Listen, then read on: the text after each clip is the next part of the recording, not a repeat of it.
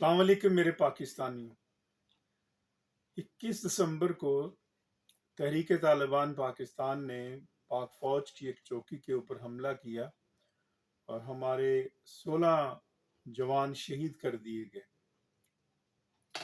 जिसके बाद जवाबी तौर पर पाक आर्मी ने तालिबान के वो ठिकाने तहरीक तालिबान के जो अफगानिस्तान के अंदर हैं उन पर बमबारी की, जिसके बाद दोनों हुकूमतों में एक कशीदगी की सूरत हाल सामने आ रही है और जो टेम्परेचर है वो हर गुजरते दिन के साथ राइज कर रहा है। फिर इसके साथ ये अफवाहें भी सामने आईं कि जो वुहान का इलाका है,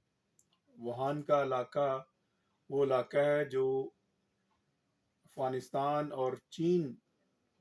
को आपस में मिलाता है, कि उस रास्ते के ऊपर पाक फौज ने कब्जा कर लिया है। जिसके बाद जो तालिबान के वजीर दफा हैं मोहम्मद याकूब, उन्होंने बयान जारी किया कि वहान के ऊपर अफगान हुकूमत ही का कब्जा है और पाक फौज का कब्जा नहीं है। तो इस तरह की अफवाहें भी सामने आती हैं। इसमें तो कोई दूसरी राय नहीं हो सकती कि पाक फौज की और जो अफगान हुकूमत है इनका आपस में कोई जोड़ नहीं, कोई मुकाबला नहीं, कि पाकिस्तान के पास पूरी एक रेगुलर आर्मी है, एक एयर फोर्स है, नेवी है, जबकि अफगान हुकूमत के पास कोई रेगुलर आर्मी नहीं है। अगरचे तालिबान ने कुछ ऐसी पोस्ट ज़रूर शेयर की हैं जिसमें और एक आर्मी को दिखाया गया है। इसी तरह बहुत सारी और पोस्ट भी सोशल मीडिया पर मिलती हैं, और वो जो सोवियत यूनियन के दौर के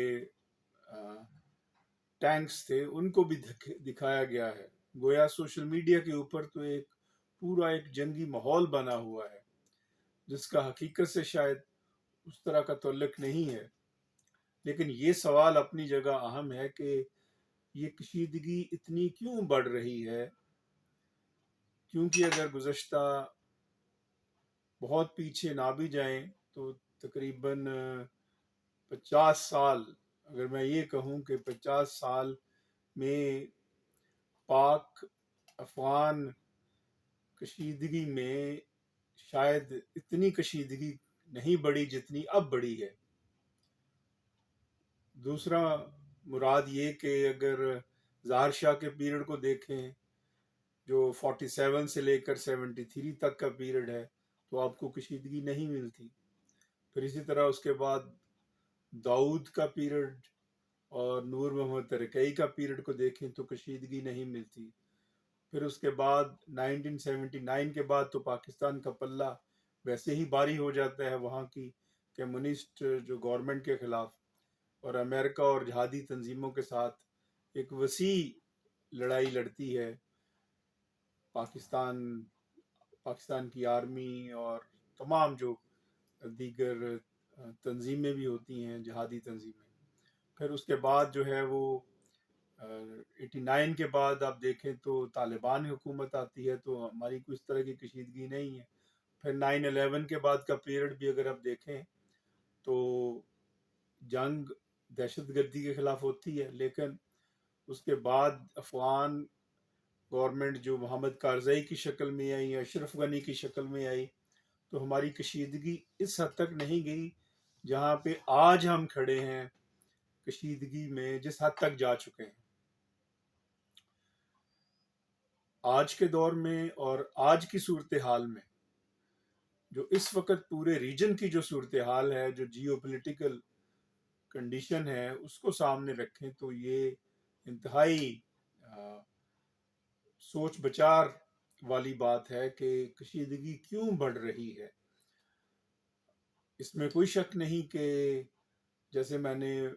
बताया कि दहशतगर्दी का जो मंबा है, पाकिस्तान के अंदर जो दहशतगर्दी का मंबा है, इसका ہے تو بیس افغانستان ہی، اس میں کوئی دوسری رائے نہیں ہے۔ اور تحریک طالبان پاکستان میں جو بھی کارروائی کرتی ہے وہ افغانستان کے اندر ہی اس کی تیاری ہوتی ہے، افغانستان کے اندر ہی اس پر کام ہوتا ہے۔ لیکن ہمیں یہ بات بھی نہیں بھولنی چاہیے کہ افغان طالبان جو حکومت میں ہیں وہ اب کوئی گروہ نہیں ہے، وہ ایک ریاست ہے، اور موجودہ عالمی صورتحال اور اس خطے کی صورتحال کو سامنے رکھتے ہوئے ہم جس قدر ایوائڈ کر سکیں اس کانفلکٹ کو ہمیں ایوائڈ کرنا چاہیے، کیونکہ یہ جو صورتحال ہے اس کو اگر سوشل میڈیا پہ دیکھیں تو پتہ چلتا ہے کہ بہت زیادہ رائز کر چکی ہے۔ پھر اسی طرح اگر آپ بھارتی میڈیا کو دیکھیں تو وہ بہت زیادہ ایکسپلائٹ کر رہا ہے اس صورتحال کو، اور ایک ہوا کھڑا کیا ہوا ہے بھارت نے، جس کی ایک وجہ یہ بھی ہے کہ جو افغان حکومت ہے وہ اب پرو بھارت ہو چکی ہے۔ تاہم ہمیں افغان حکومت کے ساتھ تعلقات کو بہتر بنانے کی ضرورت ہے، افغان حکومت کو آن بورڈ لینے کی ضرورت ہے، اور ان کے ساتھ مل کر اسٹریٹجی بنانے کی ضرورت ہے کہ تحریک طالبان کے یہ جو ٹھکانے ہیں ان کو ختم کیا جائے۔ ان کے ساتھ مل کر بھی اسٹریٹجی بنایا جا سکتی ہے۔ بمباری اس کا حل نہیں ہے، فقط بمباری سے یہ مسئلہ حل ہونے والا نہیں ہے۔ کیوں؟ اگرچہ طالبان کسی ڈائلاگ پہ یقین نہیں رکھتے، یہ بھی ایک مسئلہ ہے، کیونکہ وہ سیاست پہ بلیو نہیں رکھتے، اور امریکہ جاتے ہوئے جتنا اسلحہ چھوڑ گیا وہ ان کے ہاتھ میں ہے، وہ اس کو کھلونا سمجھتے ہیں اس اسلحے کو، اور پھر خودکش بمبار تیار کرنا وہ بھی ان کا مشغلہ ہے۔ پھر ایسی سوچ کے ساتھ انتہا پسند جب پشتون بھی مل جاتے ہیں تو پھر صورتحال اور زیادہ جو ہے وہ گمبھیر ہو جاتی ہے۔ تو اس صورتحال میں مزید دھنسنے کی بجائے اس سے نکلنا چاہیے، اور اس سلسلے میں جو پاکستان کی جو سیاسی جماعتیں ہیں ان کو بھی اپنا کردار ادا کرنے کی ضرورت ہے، جو پولیٹیکل پارٹیز ہیں ان کو بھی اپنے فیصلے قومی تناظر میں کرنے کی ضرورت ہے اور مل بیٹھنے کی ضرورت ہے، بالخصوص اس صورتحال کے اندر جس میں اسرائیل، امریکہ اور بھارت جو ہے وہ اپنا کھیل کھیل رہے ہیں، اور وہ یہ ایسی صورتحال میں وہ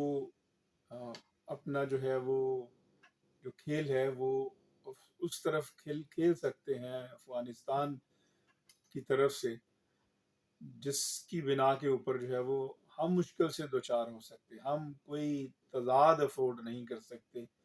کوئی بڑی لڑائی افورڈ نہیں کر سکتے، لہذا ہمیں بچ بچا کر چلنا ہے، اور پاکستان کو اس صورتحال سے جس میں ہم گھر چکے ہیں اس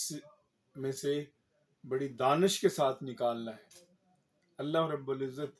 پاکستان کی حفاظت فرمائے۔ پاکستان پائندہ باد۔